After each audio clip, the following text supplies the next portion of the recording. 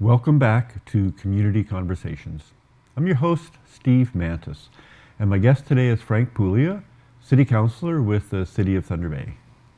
So Frank, we were just talking about your role as a children and youth advocate, and we talked a little bit about the Blucher, Picton, Windsor Community Action Group. I've been involved with them, and I know a little bit about what they're doing, which is amazing. You know, and all they get is $6,000 from DSAB a year in terms of cash.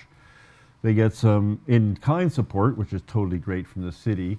But the challenge, in a way, seems to be at City Council table at the budget deliberations, because there's always pressure to keep our taxes down, or reasonable at least. So how does that play out? How much of our budget goes to support children and youth, and is that enough? You raise a good point, and you'll be happy to know that last year, Council approved $150,000 extra for 2 additional youth centers. They're dispersed in the neighborhood, especially those neighborhoods at risk.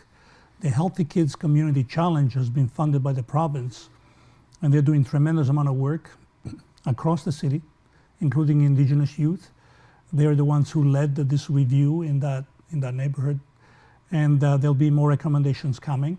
I'm gathering a lot of information where the specific needs are that I can bring and inform council and hopefully influence the allocation of more resources in this area. Given the challenges that we're facing, I know there is a sense of optimism, there's a will, there's a tremendous amount of focus from council to do the right things, and we will put the resources that are needed to make things happen and move forward in a positive way, especially when we're talking about children and youth. There's a lot of programming taking place in the city, and we don't talk enough about it. And I appreciate the opportunity to be on your show today to talk about these things, because people need to know the positive aspects of the collaborations and the many organizations in our city that are working diligently, day in and day out, to help youth and children, especially those at risk. And you know, it's interesting, when we were getting going with the Community Action Group, we had a number of workshops we did and brought in guest speakers, and a fellow came in from the city of Seattle in Washington State, and he was an employee of the city who was the director of neighborhoods. They had a department of neighborhoods that oh my gosh, I don't even know about how to do this. My cell phone never comes on, except in awkward positions. So sorry about that. It happens, no problem. So does the city look at supporting families and youth and children in terms of in the neighborhood? And how do they do that?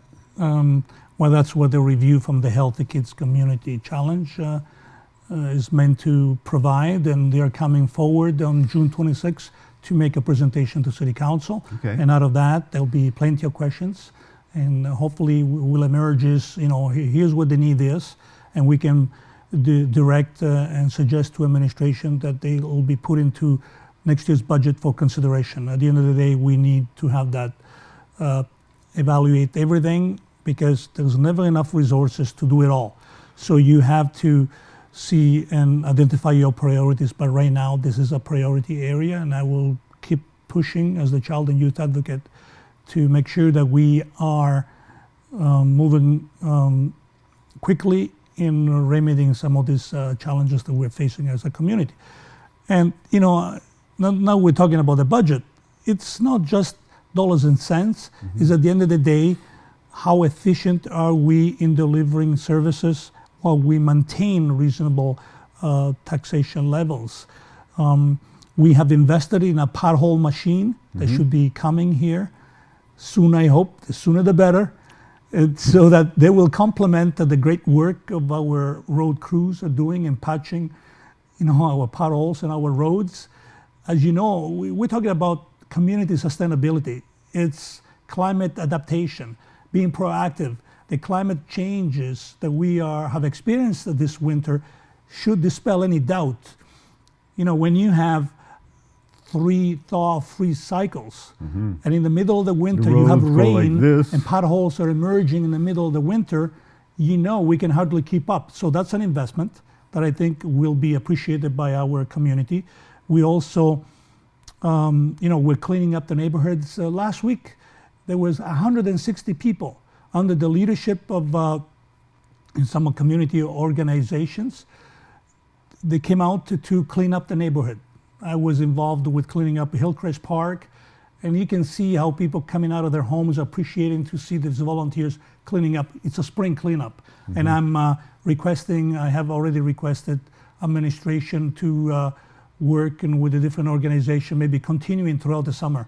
We have the volunteers. We have already given them the tools and the gloves. We just need some more garbage bag and go and clean up more of the city throughout the summer. Right, and now is that the program administered through Eco Superior? Eco Superior, exactly. Eco Superior and other groups that are emerging, but Earth Care committee, what I sit on, Eco Superior is the driver, and I think the city is now focusing on helping with. Doesn't take a lot more money, funding, because we already got the volunteers. Mm-hmm. Let's put them to good use and also invest in. We're looking maybe mechanized. Garbage pickup 3-5 years down the road. So not only will protect the health of our workers, but would also prevent birds from getting to those bags and ripping them open, and you got garbage all over the street, right? We need to start preventing, work smart, learn from other cities how they're doing these kind of things and how it's working for them, and bring it over here to Thunder Bay. We don't have to reinvent the wheel. There's all kinds of possibilities, including the budget. We have started a 3-year budget process. Long-range planning, mm-hmm. so that we already know 2-3 years from now what kind of fiscal challenges we'll be facing. As you know, we have lost almost $10 million in taxable assessment through the appeals of Resolute or Canadian Tire. Now, is that $10 Box. million coming in, or the taxes are based on that $10 million? $10 million out of the total $300+ million. So we've lost budget. $10 million a year income. And when you see the 1% increase only brings in less than $2 million, that's 4 or 5% increase that we cannot pass on to our citizens. Right. And we had to find those savings internally. There has been a tremendous effort and dedication from our staff and our executive managers to find the savings internally. Last year in the spring, we're looking at $3 million negative variance. We took action right away in finding those savings internally. And some capital project had to be postponed that was low priority, but we're able to come the year ahead with $3 million actual positive results. That's $6 million savings. We had to do it. And that's without cutting services and investment in infrastructure. We're continue to invest in our infrastructure, our roads. The sewer work in Northwood will be completed this year, 1 year ahead of time. Frank, we're out of time. If people want to find out more, how can they get a hold of you? They can find me on Facebook. Frank Pullia will come up, and then you can send me a Facebook message, or directly via email, fpullia@thunderbay.ca. The email is easier because I can forward it and get you an answer much faster. And also I want to finish by also thanking our federal and provincial partners for doing a tremendous job of also helping us with the infrastructure investment. They provide over 50% of what we invest into. We're out of time, Frank. Thank you so much for coming on the show. Please stay safe and hope to see you again soon.